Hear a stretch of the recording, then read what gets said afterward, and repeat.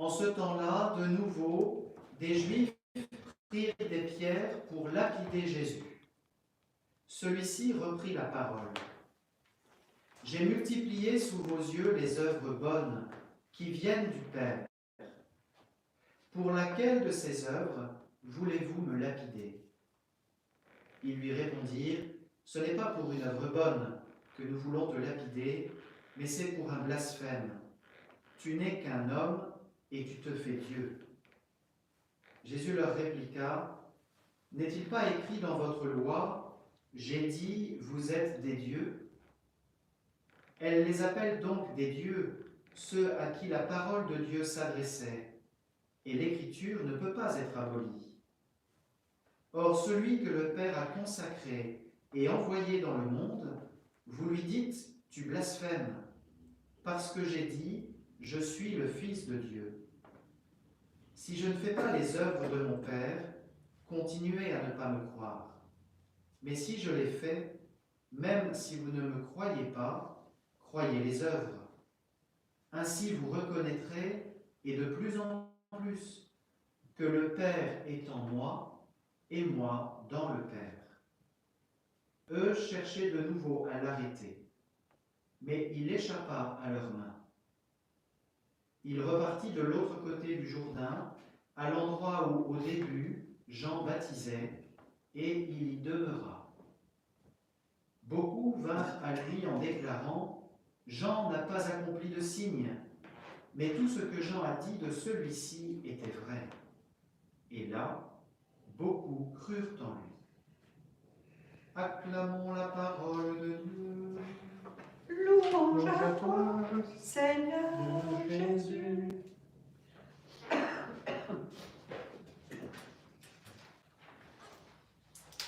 Chers frères et sœurs, je vous invite à retenir 3 mots de la liturgie de ce jour.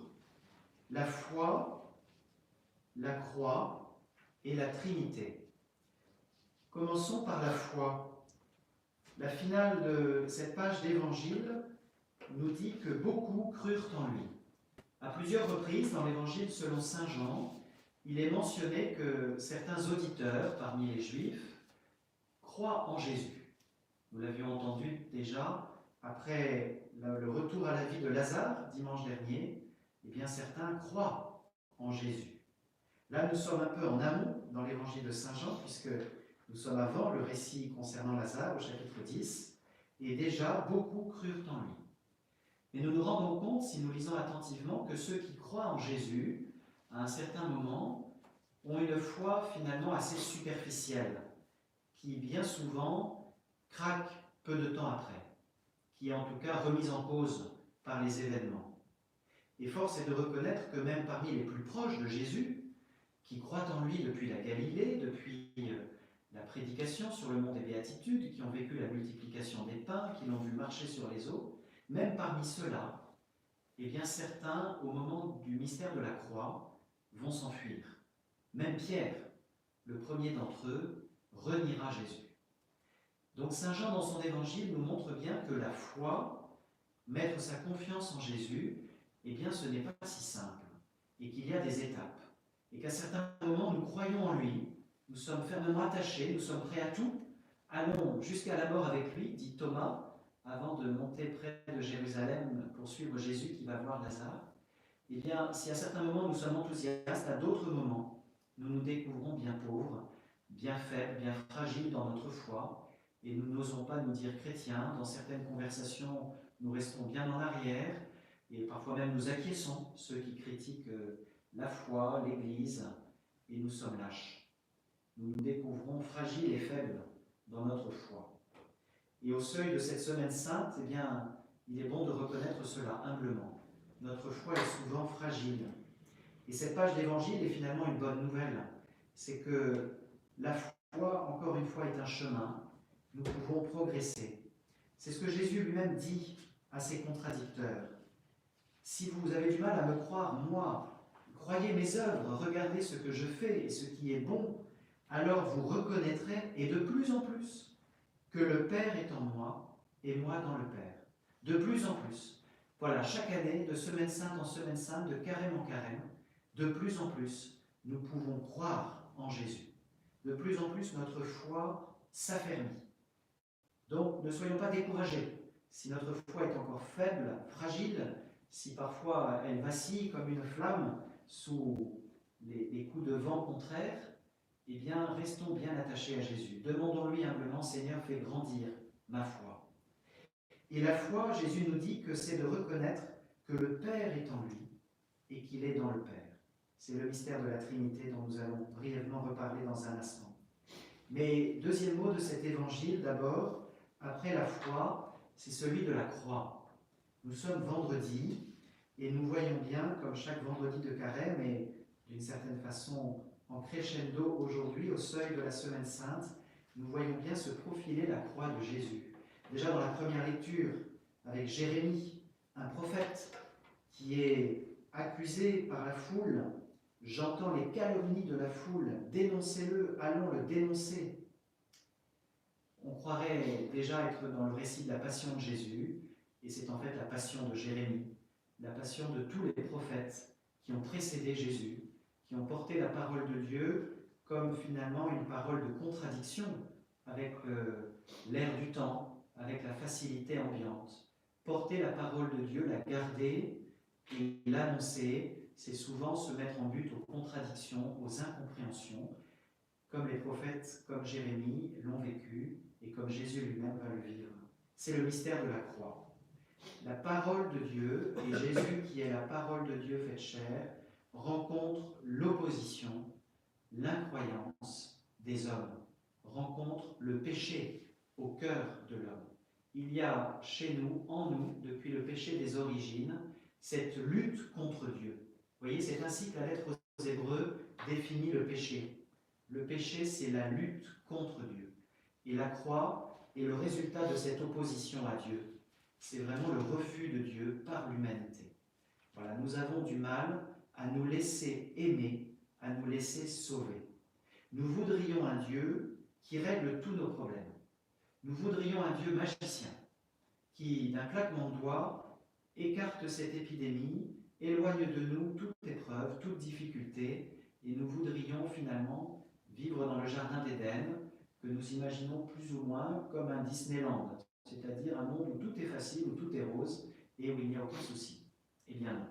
Nous le voyons bien dans notre réalité quotidienne, dans l'actualité, le monde est à la fois beau et bon, sorti des mains du Créateur, qui vit que cela était bon, l'œuvre de Dieu est bonne, les œuvres de Jésus sont bonnes, elles sont à l'image des œuvres de son Père, tel Père, tel Fils, tel Père, mais il y a en même temps dans ce monde un mystère d'iniquité, un mystère du mal et d'injustice, comme un serpent qui se faufile et qui vient abîmer la bonté de l'œuvre de Dieu. C'est un mystère que nous avons du mal à nommer, mais qui là aussi se manifeste dans le scandale de la croix. C'est le mal qui paraît l'emporter sur le bien. C'est la haine qui paraît engloutir l'amour. Eh bien non.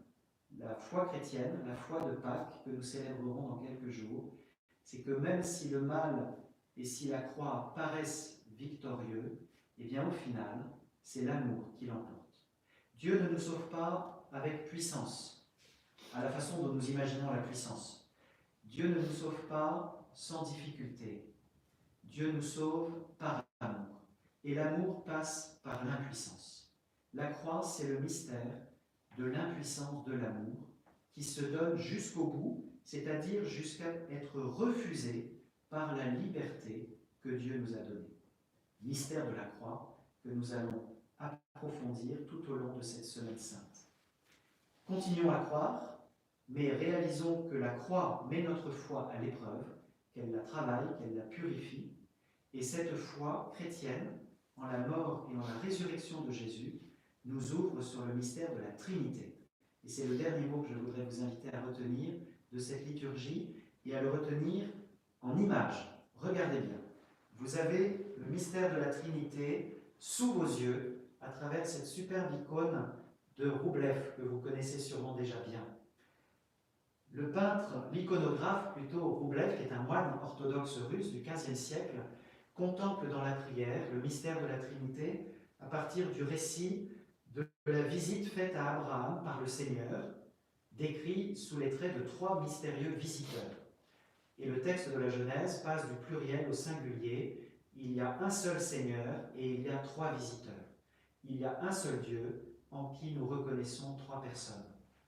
Le Fils, vous voyez qu'il est le plus visible, il est au centre, c'est celui par qui nous entrons dans la contemplation de cette icône. C'est par Jésus que nous entrons en Dieu. Il est le chemin, la vérité, la vie. Et quand nous reconnaissons Jésus, quand nous le connaissons de mieux en mieux, eh bien, quand nous contemplons ses œuvres bonnes, nous pouvons discerner qu'en Jésus, c'est le Père qui est présent. Le Père est en moi. Jésus est tourné vers le Père depuis l'origine. Dieu, personne ne l'a jamais vu, dit saint Jean, mais le Fils unique qui est tourné vers le Père, c'est lui qui nous l'a fait connaître. Et voilà que le Père, qui est discret, vous voyez que c'est à peine si on le voit, eh bien, se révèle en Jésus, qui lui a pris chair. Vous voyez que ses vêtements sont d'une couleur dense. Il habite notre humanité, il est vraiment homme, alors qu'il est vraiment Dieu. Dieu et homme, c'est notre foi chrétienne. Et voilà que le Père, eh bien, nous envoie avec son Fils l'Esprit Saint. Et l'Esprit Saint est celui qui vient sur la coupe que nous allons bénir tout à l'heure et qui devient le sang de Jésus. L'Eucharistie, la Trinité qui se donne dans les sacrements par Jésus, le seul grand prêtre, le médiateur, qui fait le pont entre le ciel et la terre. Voilà, frères et sœurs, en quelques mots, et surtout à travers cette belle icône, si vous l'avez chez vous, mettez-la au cœur de votre salon pendant cette semaine sainte, mettez-la en valeur dans votre coin prière familiale, pour que nous vivions vraiment la semaine sainte avec la Trinité sainte. Voilà, Jésus qui nous introduit dans l'intimité de son Père et qui nous partage avec lui leur esprit commun, l'Esprit Saint. Frères et sœurs, demandons au Seigneur de faire grandir notre foi en contemplant et en entrant plus avant, de plus en plus dans le mystère de la croix, pour intégrer de mieux en mieux dans notre vie de chaque jour la Trinité Sainte qui demeure avec nous, en nous, et en qui nous sommes appelés à demeurer. Amen.